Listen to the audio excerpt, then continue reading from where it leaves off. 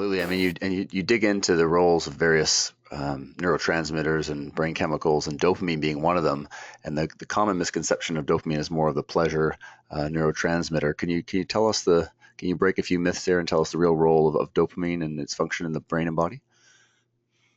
Yeah, sure. I think this is kind of an extraordinary story because there's this guy, there is this guy, Roy Wise at the National Institute of Drug Abuse, NIDA, and he was one of the people I interviewed for my book, and he came up with this idea back in the, 80s or 90s that, and on the basis of really very little evidence, but he was just kind of speculating that dopamine may be a chemical mediator of pleasure. So dopamine might be the pleasure, the pleasure neurotransmitter.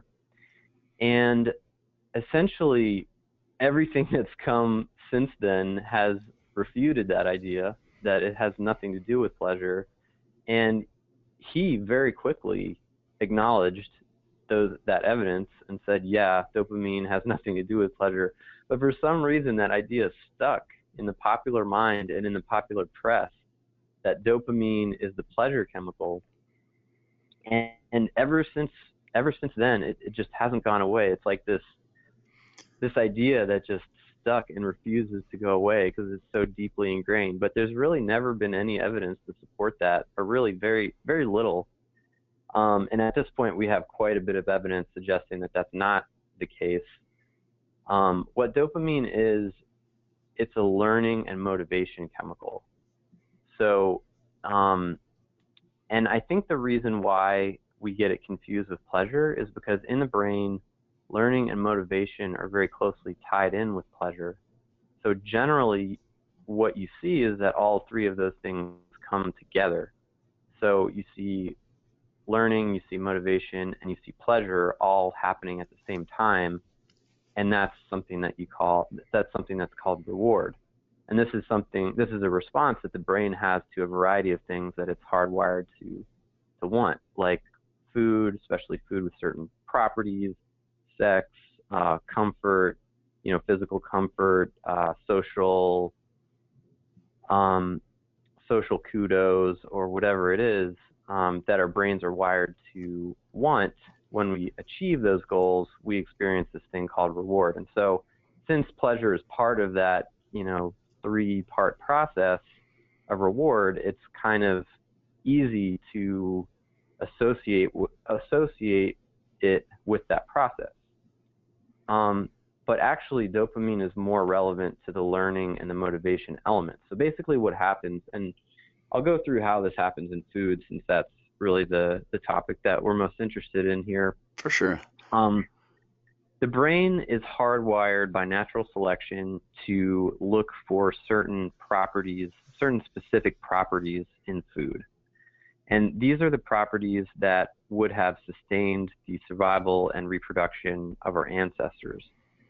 And so these are things like carbohydrate, fat, protein, salt, glutamate, which is that meaty umami flavor. We have sensors literally in both the mouth and the small intestine that detect those substances, and those send a signal up to the brain that causes dopamine to be released.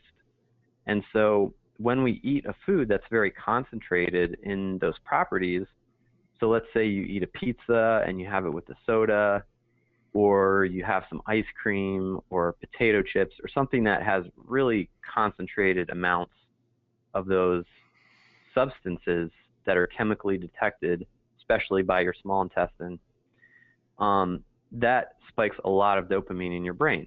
And basically, the more dopamine spikes in your brain, the more it triggers this process of learning and motivation. So basically, your brain learns to prefer the foods that contain those substances. So let's say you eat a slice of pizza, your brain gets wind of all the awesome stuff that's in that. There's tons of starch, there's tons of fat, there's some protein in there. Your brain says, this is an awesome source of the things that I'm looking for. I mean, if you put pizzas out on the savannah, hunter-gatherers would go crazy for those things. They would not turn up their noses at pizza. And so your brain says, oh, this is awesome. I want to do this again. I want to eat this pizza again. So it spikes that dopamine. And what that does is it causes your brain to remember all the sensory cues that were associated with that pizza. So the smell of it, the sight of it, the situation you were in, the people you were with, the name of the restaurant, all of that stuff gets positive reinforcement. And so what that means is that all of those cues, all those sensory cues, turn into motivational triggers the next time you encounter them.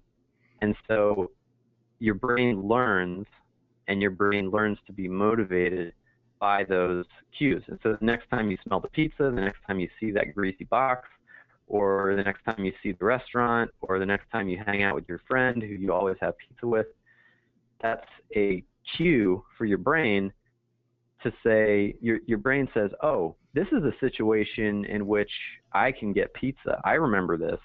This is a situation in which I can get a food that I really, really like on some like fundamental hardwired level. And so it triggers that motivation for you to obtain and eat the pizza. And that motivation is something that we commonly call a craving. And I guess that's problematic because you don't have to hunt and gather very far to find pizza or processed food or ice cream or all these hyper palatable things that you mentioned in the book, correct? Yeah, that's absolutely right. And I think that's a very important point. And that's the other side of it, is that not only does this food that's not so good for us have properties that the brain is hardwired to look for and to be motivated by, but it's also very, very easy to get. And so we're exposed to those cues, those motivational triggers all the time through advertising and just through walking around town or through other people. And there's very little barrier to obtaining those foods. So there's very little effort to obtain those foods, and it's very little money. Like we like to complain about the price of food today, but the reality is that it's far cheaper than it's ever been in human history. If you look back to the, I think, 1930s or 40s in the United States, people were spending, and I'm not talking about during the Great Depression, I'm talking about after that, people were spending about a quarter of their food expenditures on food, or sorry, a quarter of their disposable income on food. And today we're spending about 10%. So, wow. Yeah. So I mean, it's practically free at this point to eat, calorie-dense processed foods. So cost is not really an entry barrier for most people.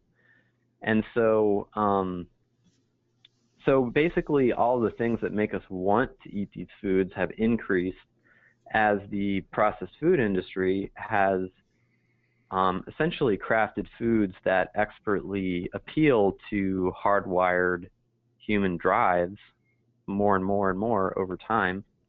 And all the things that tell us not to eat those foods, like the amount of effort it would take or the amount of money it would cost, those things have gone down over time. So basically the cost-benefit equation has gotten really, really good for these calorie-dense processed foods. And I think that, is just a very simple, basic reason why a lot of us eat more of those.